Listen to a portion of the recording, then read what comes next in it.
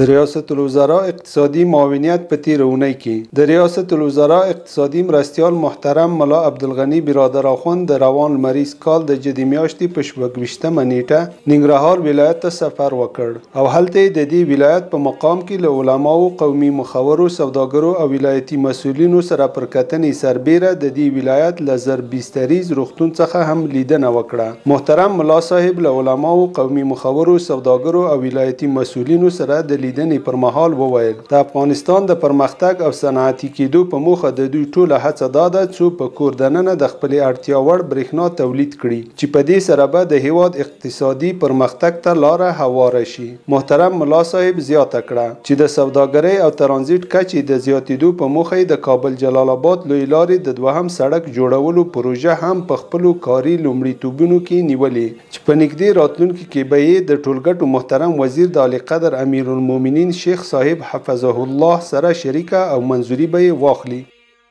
د اقتصادي کمیسیون نوبتي غونډه د روان لمریز کال د جدي میاشتې په 28مه نیټه په مرمرینه ماڼۍ کې ترسره او له اجنډا سره سم د ټاکل شویو موضوعاتو په اړه بحث وشو. په یاده غونډه کې تر مفصل بحث وروسته پریکړه وشوه چې د استخراج شویو شوکانو چې نیمه پروسس یې شوی وي فی ټن رویالټي دې له 1300 افغانۍ څخه 1200 افغانیو او ګمرکي تعرفه له 0 افغانیو څخه 800 افغانیو ته راټیټه شي. په غونډه کې پریکړه وشوه چې دا تصمیم یوازې په ساحه کې د پرتو ډبرو په مورد کې نیول شوی او د استخراج د بیا پیل په صورت کې به د رویالټي او هم د ګمرکي تعرفې په اړه تجدید نظر کیږي. د اقتصادي کمیسیون په یاد نوبتي غونډه کې د خصوصي سکتور له لوري د کابل ښار په کوټي سنګي ساحه کې د سوداګریز مارکیټ او د هلمند په لښکرګاه ښار کې د سوداګریز او هستوګنیز مارکیټ د جوړولو طرحې منظورې شوې. همدارنګه په دغه غونډه کې د اقتصادي کمیسیون له غړو وزارتونو او ادارو سره د افغانستان ملي اقتصادي مشورتي بورډ کړنلاره هم